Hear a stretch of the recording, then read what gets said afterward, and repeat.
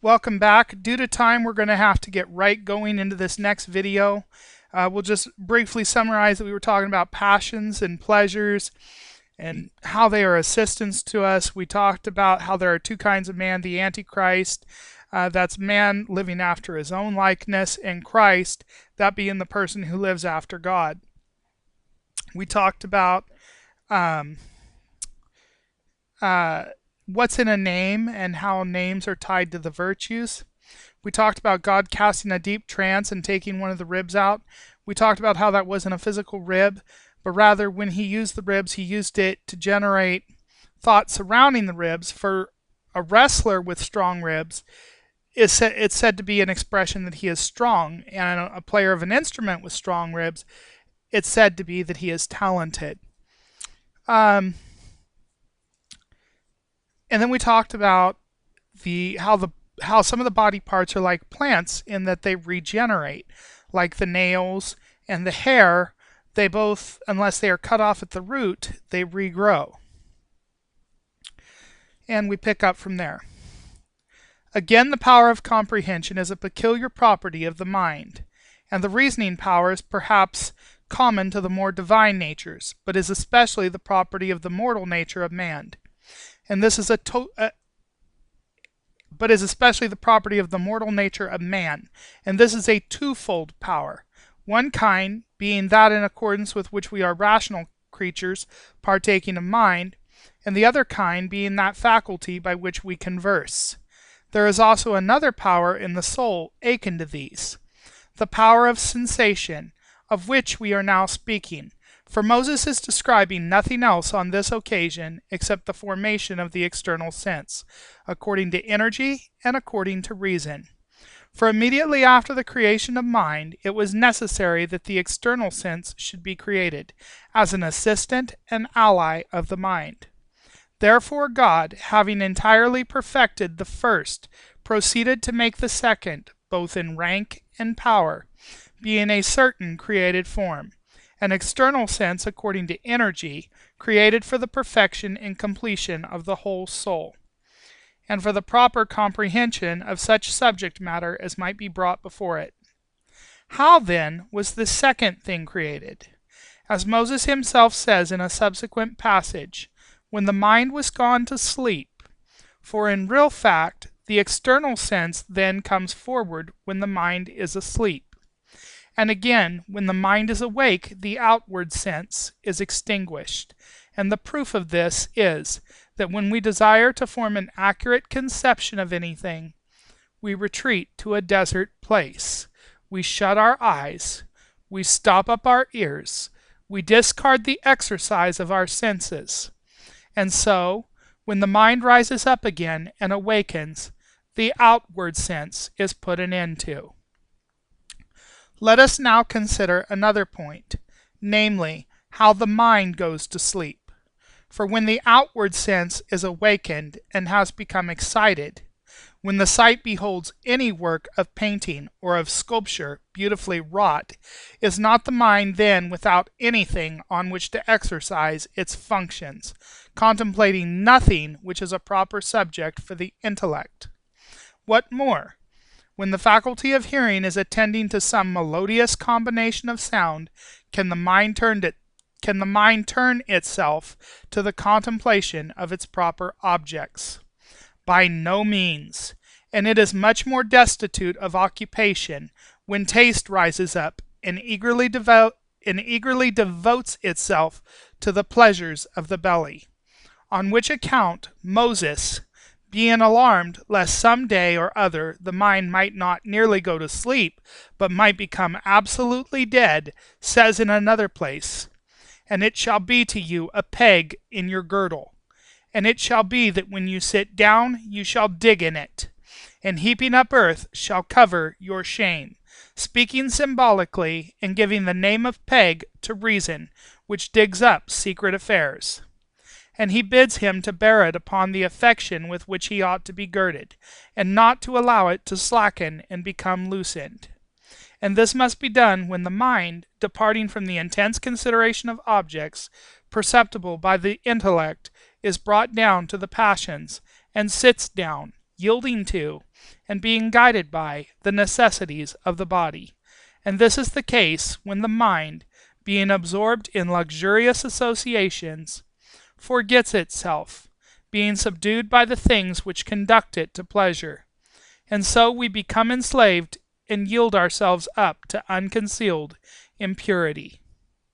But if reason be able to purify the passion, then neither when we drink do we become intoxicated, nor when we eat do we become indolent through satiety, but we feast soberly without indulging in folly.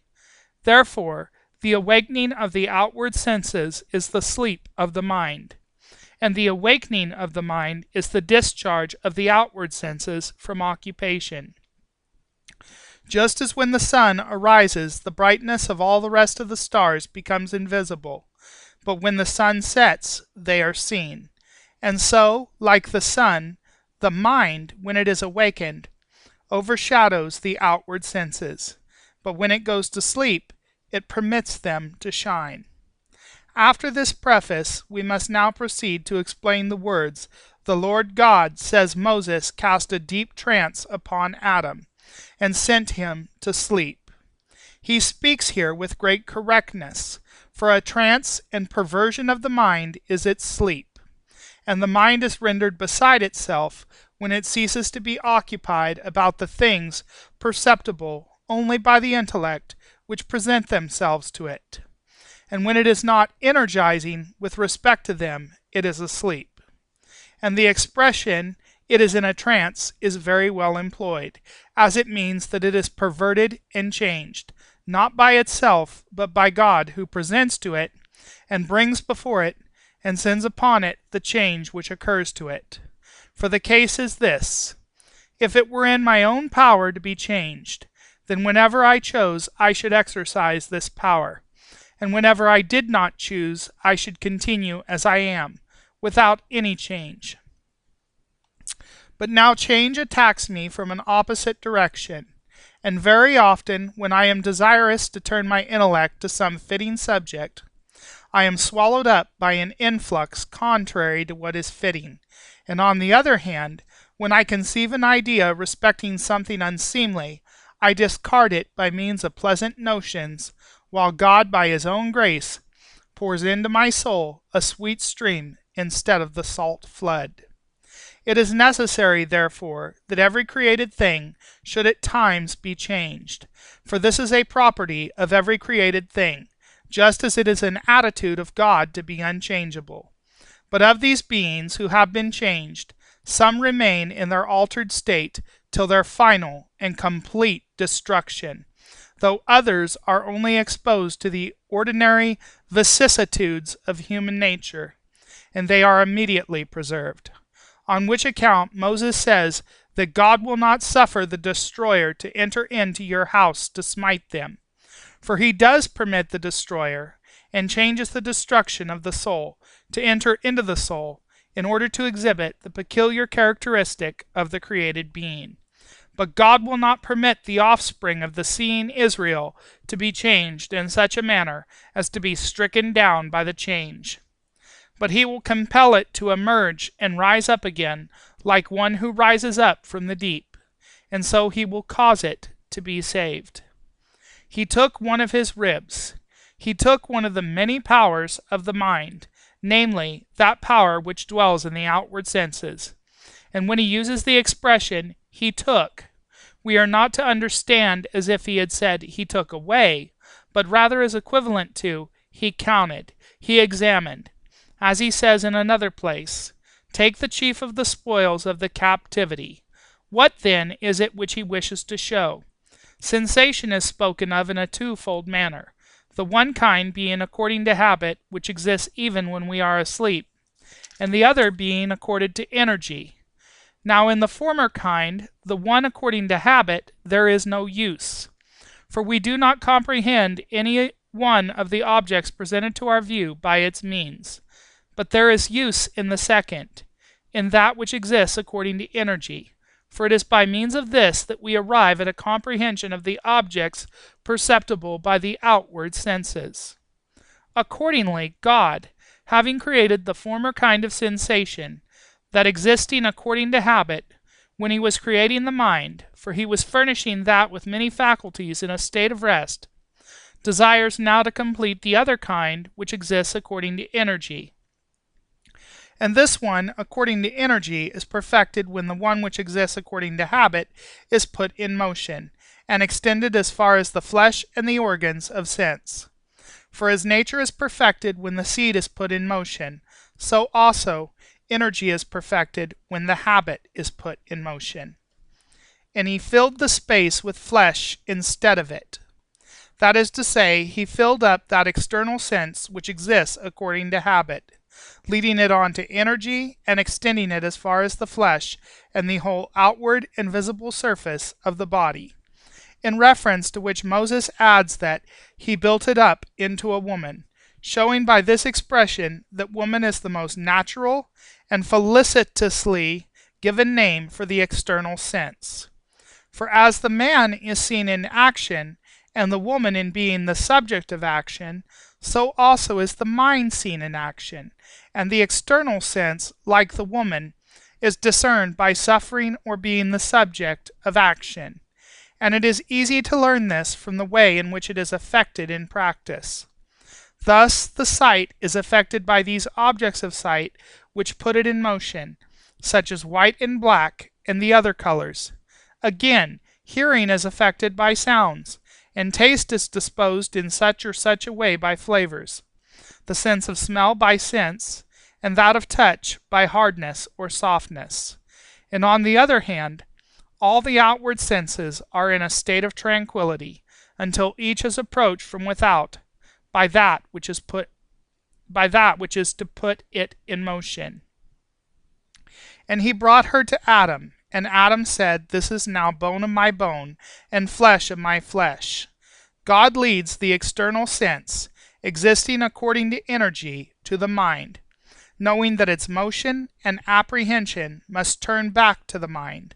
But the mind, perceiving the power which it previously had, and which while it was existing according to habit was in a state of tranquility, now have to become a complete operation and energy, and to be in a state of motion, marvels at it, and utters an exclamation, saying that it is not unconnected with it, but very closely akin to it. For Adam says, "This is now bone of my bone," that is to say, this is power of my power.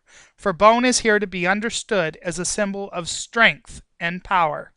And it is, he adds, suffering of my sufferings, that is, it is flesh of my flesh. For everything which the external sense suffers, it endures not without the support of the mind. For the mind is its fountain, and the foundation on which it is supported. It is also worthwhile to consider why Adam added the word now, for he says, "This is now bone of my bone." The explanation is, external sensation exists now, having its existence solely with reference to the present moment. For the mind touches three separate points of time, for it perceives present circumstances, and it remembers past events, and it anticipates the future.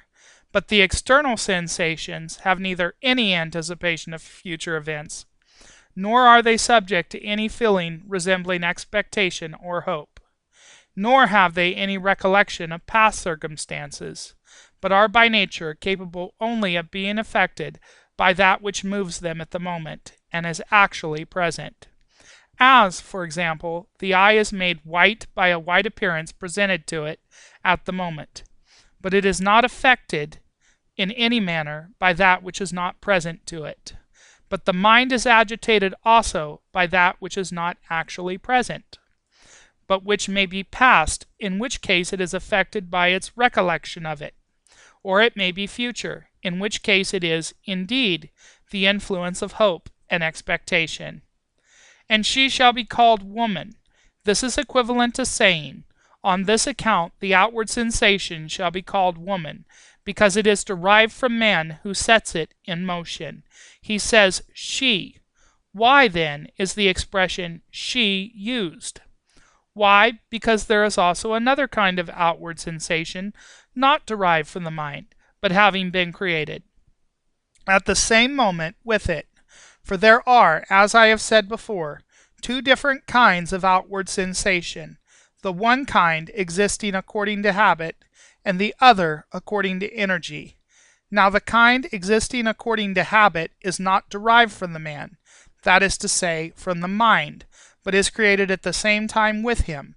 For the mind, as I have already shown, when it was created with many faculties and habits, namely with the faculty and habit of reasoning, and of existing, and of promoting what is like itself, as also with that of receiving impressions from the outward senses. But the outward sensation, which exists according to energy, is derived from the mind, for it is extended from the outward sensation which exists in it according to habit, so as to become the same outward sense according to energy. So that this second kind of outward sense is derived from the mind, and exists according to motion. And he is but a foolish person who thinks that anything is in true reality made out of the mind or out of itself. Do you not see that even in the case of Rachel, that is to say, of outward sensation, sitting upon the images, while she thought that her motions came from the mind, he who saw her reproved her, for she says, give me my children, and if you give them not to me, I shall die.